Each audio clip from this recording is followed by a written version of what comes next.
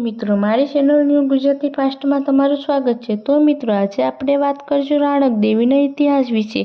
તો મિત્રો, રાણક દેવી એક સતી હતા અને એક સમયે રાખીંગાના રાણી હતા। રાણક દેવીના વેણથી ખોટું લાગતા ગરવી ગિરનારના કાંગરા ખરવા લાગ્યા। સોરઠના મહાન મહારાણી સતી રાણક દેવીએ જેમના વેણથી ગિરનાર પડવા લાગ્યો ત્યારે રાણક દેવીએ બે હાથથી ગિરનારને પડતા થોપ્યો।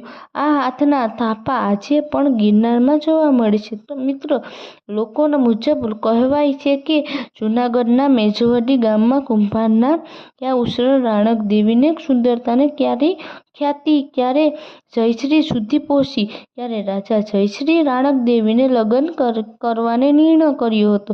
આ દરમિયાન રાજા રાખીંગા સાથે લગ્ન કર્યા ત્યારે જયશ્રી અને રાખીંગા સાથે વેર બંધાયો।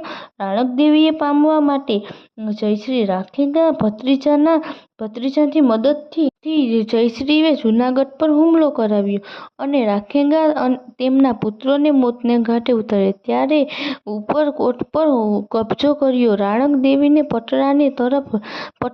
પાટણ તરફ લઈ ગયા માર્ગમાં ભગવો નદીના કિનારે આવેલા વર્તમાનપુરા ખાતે આવેલું રાજા જયશ્રીએ રાણક દેવીની પટરાણી બનાવવાનો પ્રસ્તાવ મૂક્યો। નિર્દોષ પુત્રો અને પતિના મૃત્યુની ચિંતાથી રાણક દેવીએ શ્રાપ આપ્યો કે તું નિસંતાન મૃત્યુ પામે।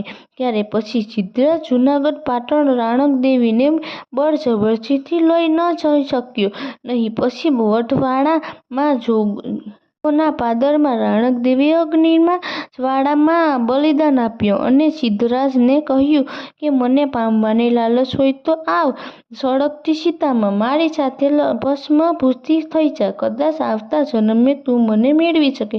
સ્ત્રીને સતી થતાં પુરુષોના સતા થવાનું આહ્વાન કરનારી આ એકલી રાણી રાણક દેવીને આખરે પાટણના પટરાણી ના બનવા માટે સતી થઈ ગયા। તમને સોરઠની રાણી રાણક દેવીના ઇતિહાસની ખબર હતી તો મને કોમેન્ટ કરો, મારી ચેનલને સબસ્ક્રાઇબ કરો, લાઇક કરો અને તમારા મિત્રોને શેર કરો।